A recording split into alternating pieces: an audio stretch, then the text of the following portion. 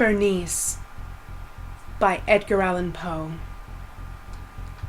Daispat mihi sodales si sleplectum amica visitarum curas mias aliquilatulum fore levatas. Ebn Zeit. Misery is manifold. The wretchedness of earth is maliform, overreaching the wide horizon as a rainbow. Its hues are the various as the hues of that arch, as distant too, yet as intimately blended. Overreaching the wide horizon as the rainbow. How is it that from beauty I have derived a type of unloveliness? From the covenant of peace a simile of sorrow. But as, in ethics, evil is a consequence of good, so, in fact, out of joy is sorrow born. Either the memory of past bliss is the anguish of today, or the agonies which are have their origin in the ecstasies of which might have been. My baptismal name is Aegeus. That of my family I will not mention. Yet there are no towers in the land more time-honored than my gloomy, gray, hereditary halls. Our line has been called a race of visionaries, and in many striking particulars, in the character of the family mansion, in the frescoes of the chief saloon, in the tapestries of the dormitories, in the chiseling of some buttresses in the armory, but more especially in the gallery of antique paintings, in the fashion of the library chamber, and, lastly, in a very peculiar nature of the library's contents, there was more significant evidence to warrant the belief. The recollections of my earliest years are connected with that chamber, and with its volumes, of which latter I will say no more. Here died my mother. Herein I was born. But it is mere idleness to say that I have not lived before, that the soul has no previous existence. You deny it? Let us not argue the matter. Convinced myself, I seek not to convince. There is, however, a remembrance of aerial forms, a spiritual and meaning eyes, a sounds, musical yet sad, a remembrance which will not be excluded, a memory like a shadow, vague, variable, indefinite, unsteady, and like a shadow, too, in the impossibility of getting rid of it while the sunlight of my reason shall exist. In that chamber I was born, thus awakening from the long night of what seemed, but was not, non-entity, at once in the very regions of fairyland, into a palace of imagination, into the wild dominions of monastic thought and erudition. It is not singular that I gazed around me with a startled and ardent eye, that I loitered away my boyhood in books, and dissipated my youth in reverie. But it is singular that as years rolled away, and the noon of manhood found me still in the mansion of my fathers, it is wonderful what stagnation there fell upon the springs of my life, wonderful how total an inversion took place in the character of my commonest thought. The realities of the world affected me as visions, and as visions only, while the wild ideas of land of dreams became, in turn, not the material of my everyday existence, but in very deed that existence utterly and solely in itself. Bernice and I were cousins, and we grew up together in my paternal halls. Yet differently we grew, I ill of health and buried in gloom, she agile, graceful, and overflowing with energy. Hers the ramble on the hillside, mine the studies of the cloister, I living within my own heart, an addicted body and soul to the most intense and painful meditation. She, roaming carelessly through life with no thought of the shadows in her path, or the silent flight of the raven-winged hours. Bernice! I call upon her name, Bernice! And from the grey ruins of memory 1,000 tumultuous recollections are startled at the sound. Ah, vividly is her image before me now, as in the early days of her light-heartedness and joy. Oh, gorgeous yet fantastic beauty! Oh, Sliff amid the shrubberies of Arnheim. Oh, Naid among its fountains. And then all is mystery and terror, and a tale which should not be told.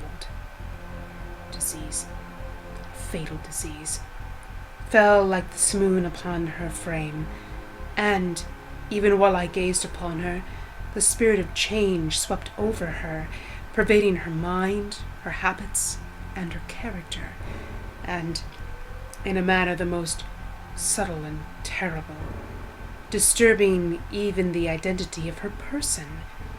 Alas, the destroyer came and went, and the victim? Where was she? I knew her not, or knew her no longer as Bernice. Among the numerous train of maladies superinduced by that fatal and primary one which effected a revolution of so horrible a kind in the moral and physical being of my cousin, may be mentioned as the most distressing and obstinate in its nature. A species of epilepsy not unfrequently terminating in trance itself, trance very nearly resembling positive disillusion, and from which her manner of recovery was, in most instances, startlingly abrupt. In the meantime, my own disease, for I had been told that I should call it by no other appellation, my own disease then grew rapidly upon me, and assumed finally a monomaniac character of a novel and extraordinary form, hourly and momently gaining vigor, and at length obtaining over me the most incomprehensible ascendancy. This monomania, if I must so term it, consisted in a morbid irrationality of those properties of the mind in metaphysical science termed the attentive. It is more than probable that I am not understood, but I fear, indeed, that it is in no manner possible to convey to the mind of the merely general reader an adequate idea of that nervous intensity of interest with which, in my case, the powers of meditation, not to speak technically, busied and buried themselves in the contemplation of even the most ordinary objects of the universe.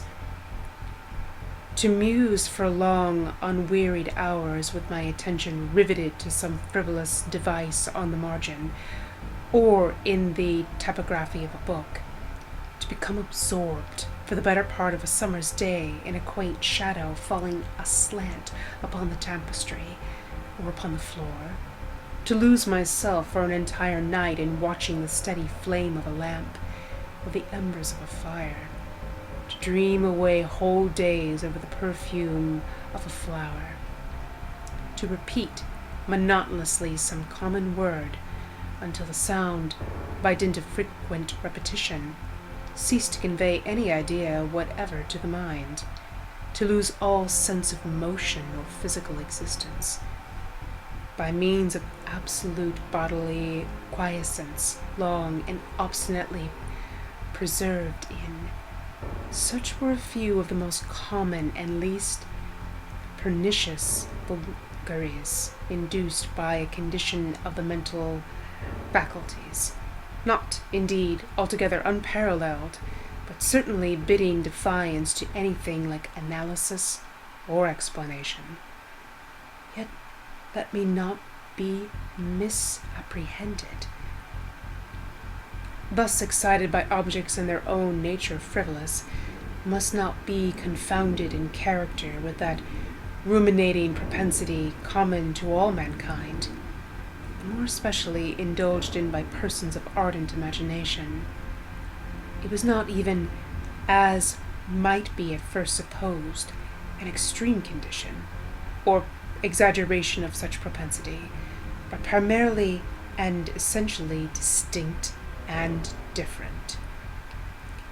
In the one instance, the dreamer, or enthusiast, being interested by an object usually not frivolous, imperceptibly loses sight of this object in a wilderness of deductions and suggestions issuing therefrom, until, at the conclusion of a day, dream often replete with luxury, he finds the incitamentum, or first cause of his musings, entirely vanished and forgotten. In my case, the primary object was invariably frivolous, although assuming, through the medium of my distempered vision, a refracted and unreal importance. Few deductions, if any, were made, and those few pertinaciously returning in upon the original object at the center. The meditations were never pleasurable, and, at the termination of the reverie, the first cause, so far from being out of sight, had attained that supernaturally exaggerated interest which was the prevailing feature of the disease. In a word, the powers of mind more particularly exercised were, with me, as I have said before, the attentive, and are, with the daydreamer, the speculative. My books, at this epoch, if they did not actually serve to irritate the disorder, partook, it will be perceived, largely in their imaginative and inconsequential nature, of the characteristic qualities of the disorder itself.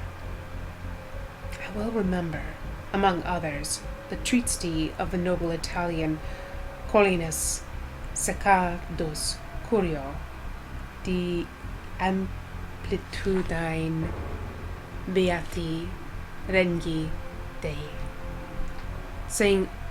Augustine's great work, The City of God, and Tutellarian's De Carne Christi, in which the paradoxical sentence mortuus est Dei filis, credible est quia ineptum est septulus resurrex sortum ex quia impossibile est, occupied my undivided time for many weeks of laborious and fruitless investigation.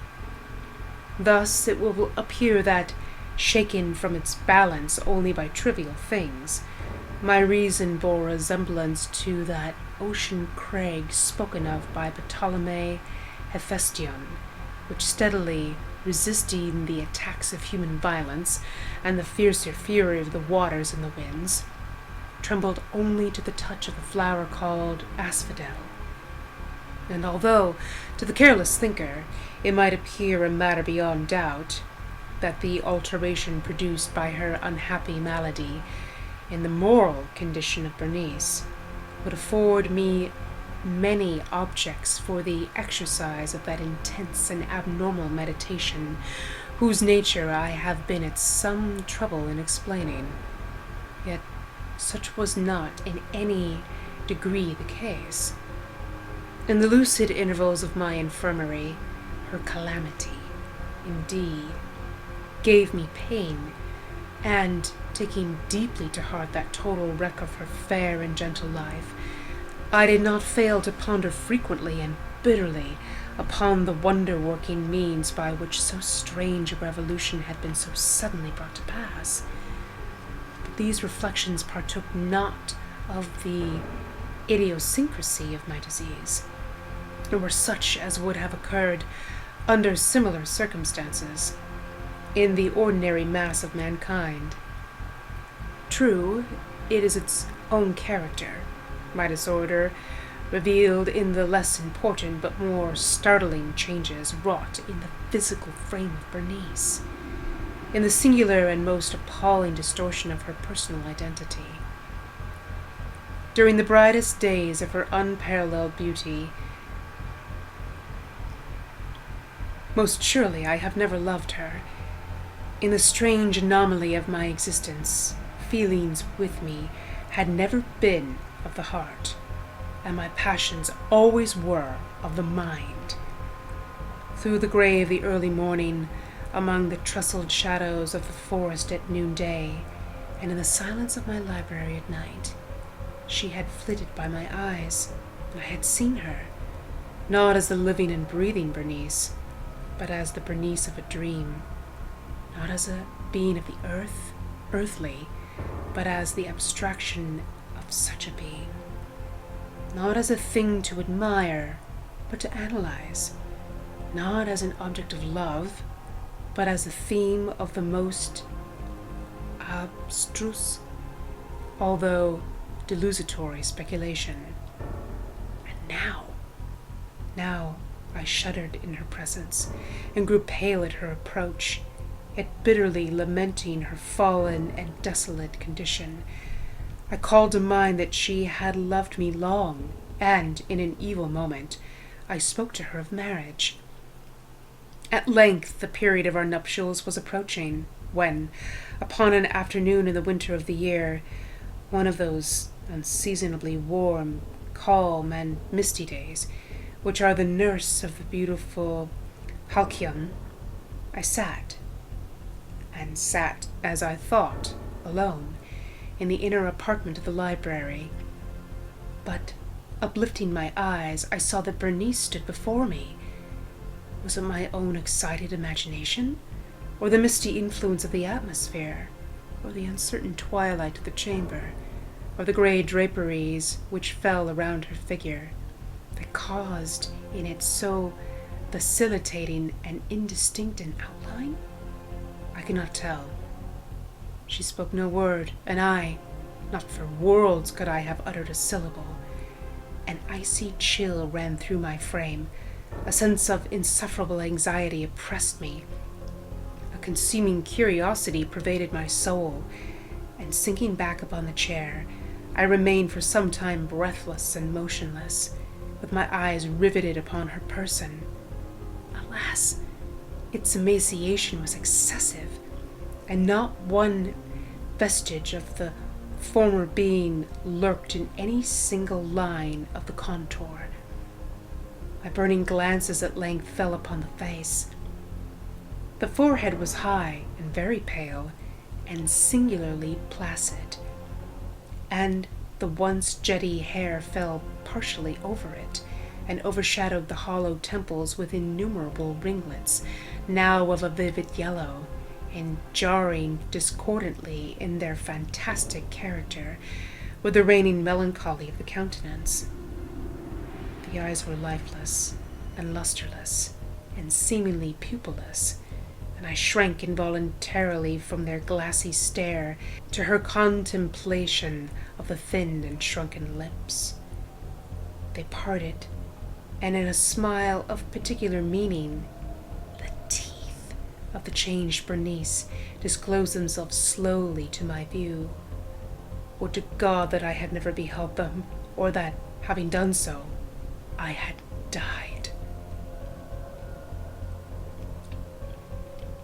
The shutting of the door disturbed me, and I looked up. I found that my cousin had departed from the chamber, for from the disordered chamber of my brain had not, alas, departed, and would not be driven away, the white and ghastly spectrum of the teeth. Not a speck on their surface, not a shade on their enamel, not an indenture in their edges. But what that period of her smile had sufficed to brand upon my memory, I saw them now, even more unequivocally that I beheld them then. The teeth! They were here and there and everywhere, and visibly and palpably before me, long, narrow, and excessively white, with the pale lips writhing about them, as in the very moment of their first terrible development. Then came the full fury of my monomania, and I struggled in vain against its strange and irresistible influence.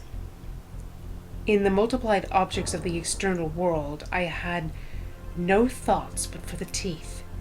For these I longed with a frenzied desire.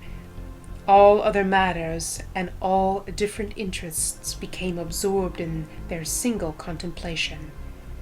They alone were present to the mental eye, and they, in their sole individuality, became the essence of my mental life. I held them in every light. I turned them in every attitude. I surveyed their characteristics. I dwelt upon their peculiarities. I pondered upon their conformation. I mused upon the alteration in their nature. I shuddered as I assigned to them in imagination a sensitive and sentient power, and even when unassisted by the lips, a capability of moral expression. Of Mademoiselle Sally it has been well said, quia tous sis pas etiant des sentiments, and of Bernice I more seriously believe, quia totas sis dins isas di ideas. Dis ideas. Ah, here was the idiotic thought that destroyed me. Des ideas. Ah, therefore, it was that I coveted them so madly. I felt that their possession could alone ever restore me to peace in giving me back to reason. And the evening closed in upon me thus, and then the darkness came, and tarried, and went, and the day again dawned, and the mists of a second night were now gathering around, and still I sat motionless in that solitary room, and still I sat buried in meditation, and still the phantasma of the teeth maintained its terrible acidancy as, with the most vivid and hideous distinctness, it floated about amid the changing lights and shadows of the chamber. At length there broke in upon my dreams a cry as of horror and dismay, and thereunto, after a pause, succeeded the sound of troubled voices, intermingled with many low moanings of sorrow or of pain.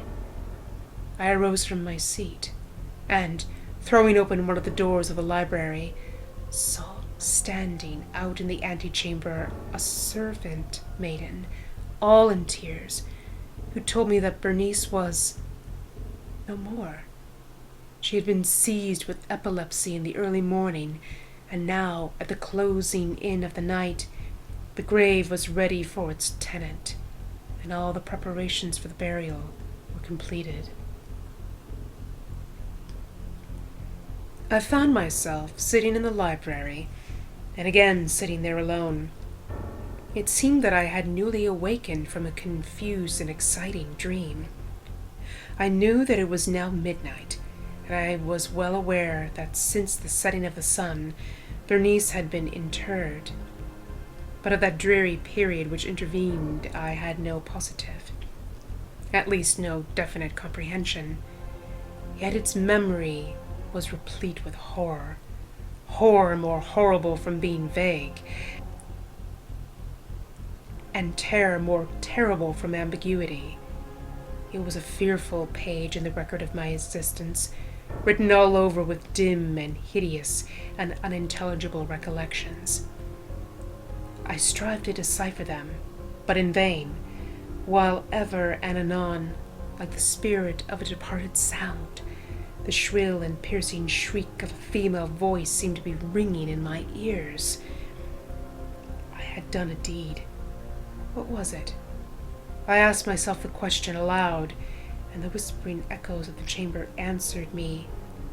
What was it? On the table beside me burned a lamp, and near it lay a little box. It was of no remarkable character, and I had seen it frequently before, for it was the property of the family physician. But how came it there, upon my table, and why did I shudder in regarding it? These things were in no manner to be accounted for, and my eyes at length dropped to the open pages of a book, and to a sentence underscored therein. The words were the singular but simple ones of the poet Ibn Ziyad. Gais band mihi, sudales si sepulchrum emicaiam visitarium coras meas aliquiatulum fore livitas. Why then, as I perused them, did the hairs of my head erect themselves on end, and the blood of my body become congealed within my veins? There came a light tap at the library door, and pale as the tenant of a tomb, a menial entered upon tiptoe. His looks were wild with terror, and he spoke to me in a voice tremulous, husky, and very low. What said he? Some broken sentences I heard. He told of a wild cry disturbing the silence of the night, of the gathering together of the household, of a search in the direction of the sound, and then his tones grew thrillingly distinct as he whispered me of a violated grave, of a disfigured body enshrouded, yet still breathing, still palpitating, still alive. He points to garments. They were muddy and clotted with gore. I spoke not, and he took me gently by the hand. It was indented with the impress of human nails. He directed my attention to some object against the wall. I looked at it for some minutes. It was a spade. With a shriek, I bounded to the table and grasped the box that lay upon it. But I could not force it open, and in my tremor it slipped from my hands and fell heavily and burst into pieces, and from it, with a rattling sound, there rolled out some instruments of dental surgery, intermingled with 32 small, white, and ivory-looking substances that were scattered to and fro about the floor. Notes. For as Jove, during the winter season, gives twice 7 days of warmth, men have called this element and temperament time the nurse of the beautiful Halcyon. Simonides.